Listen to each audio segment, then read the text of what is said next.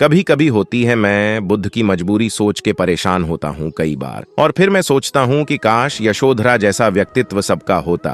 बुद्ध की रियल कहानी क्या है, शायद किसी को नहीं पता। मैं जिस कहानी की बात कर रहा हूँ, मैथिली शरण गुप्त नाम के बड़े प्रसिद्ध कवि ने यशोधरा नाम की पुस्तक में वह कहानी लिखी है।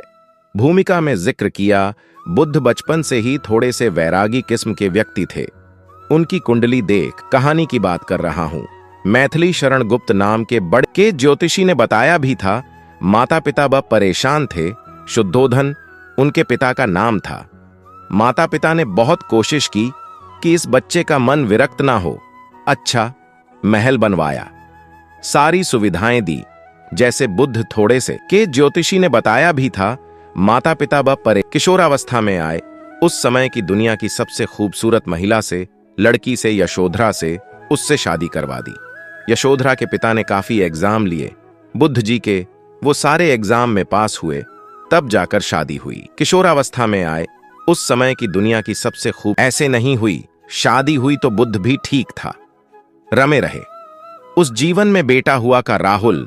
अब बुद्ध की विरक्ति का भाव बढ़ता जा रहा था। 29 साल की उम्र के आसपास ऐसा हुआ कि उन्होंने एक मृत व्यक्ति को देख लिया। एक ऐसे नहीं हुई, शादी हुई तो बुद्ध भी ठीक था, रमे रहे। उस जीवन में बूढ़े को देखा, एक भिखारी को देखा, बीमार को देखा। रक्त हो गए और कैसे छोड़ दूं, छोड़ना जरूरी है। अंदर की आवाज है कि छोड़ो, तुम इस चीज के नहीं बने हो। तुम्हारा स्वधर्म कुछ और है, बाहर की जिम्मेदारी है कि छोड़ नहीं सकते। मैं अनुमान करता हूं कि बुद्ध ने शायद अपने पिताजी से, कहां हो कभी कि पिताजी, मैं बहुत परेशान हूं, छोड़ना चाहता हूं, तो पिता ने समझा बुझा के मना किया होगा कि बेटा शोभा नहीं देता, ऐसा मत करो। हो सकता है पत्नी से भी बात की हो। पत्नी ने भी कहा हो कि ये क्या बात हुई। हम सबका जीवन तुम पेटे का है बच्चा, अभी बिस्तर से भी नहीं उतरा है, अभी तो चलना भी नहीं शुरू किया है।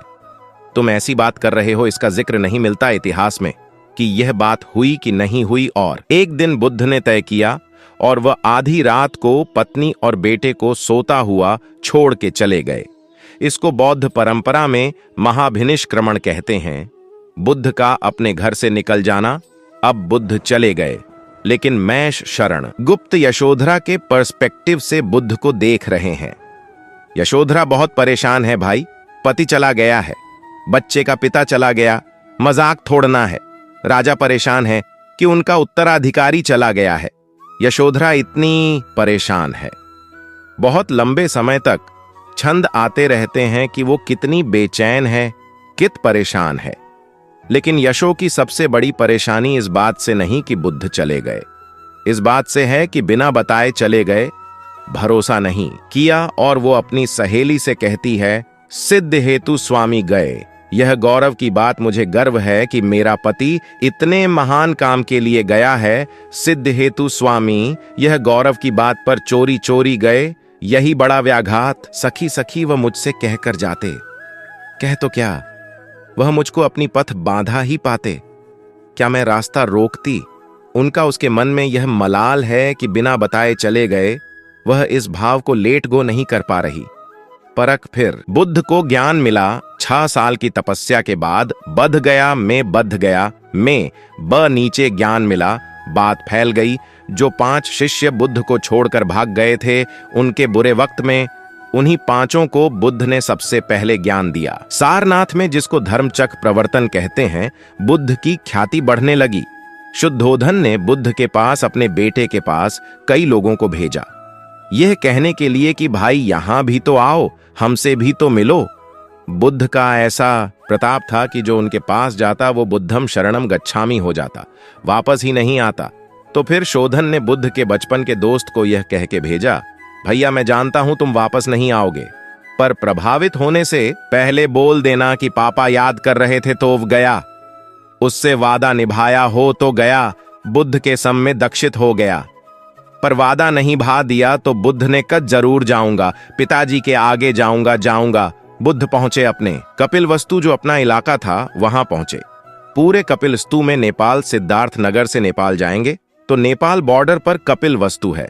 मैं देखने गया था, वो जगह बुद्ध पैदा हुए, बड़ा सुंदर स्थान है। आप भी जाकर देखें। कभी तो बुद्ध पहुंचे, रात को एक धर्मशाला में रुके। अब वहां हल्ला मच गया कि राजा का बेटा धर्मशाला में। बुद्ध ने कहा, मैं देखो, राजा का बेटा बनक नहीं आया हूं, मैं बुद्ध बन के आया हूं। सुबह उठ के भिक्षा मांगने लग गए। उस इलाके में अपने पिता के राज्य में पिता ने सिर पीट लिया कि भाई क्या करर है। फिर बुद्ध ने सूचना भेजवाई कि मैं बुद्ध हूं, बेटा हूं संयोग से। ठीक है, मैं आ रहा हूं मिलने के लिए, पर मैं बुद्ध होके आया हूं। मेरी चर्या है, नियम है, मैं भिक्षा से ही जीवन जीता हूं।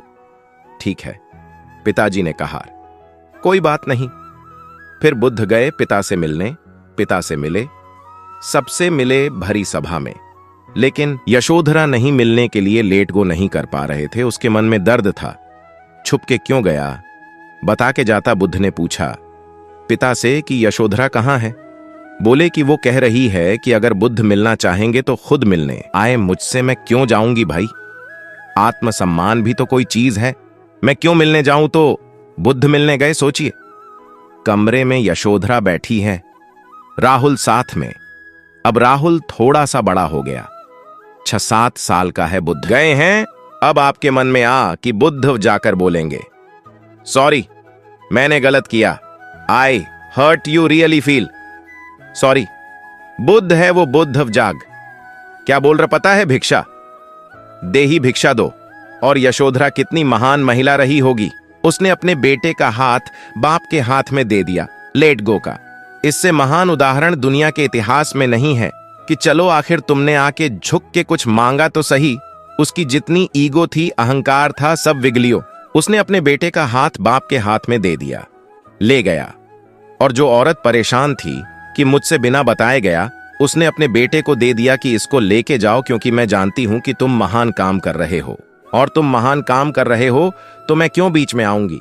भाई मेरा पति महान काम कर रहा है तो मुझे खुशी होनी चाहिए, और तुम्हारी उस खुशी में मैं क्यों पीछे हटूं। बस मुझे भरोसे में लेकर जाते तो और खुश होती। अगर आप ऐसी ही वीडियो देखना चाहते हो तो वीडियो को लाइक करके चैनल को सब्सक्राइब कर लेना। नमो बुद्धाय।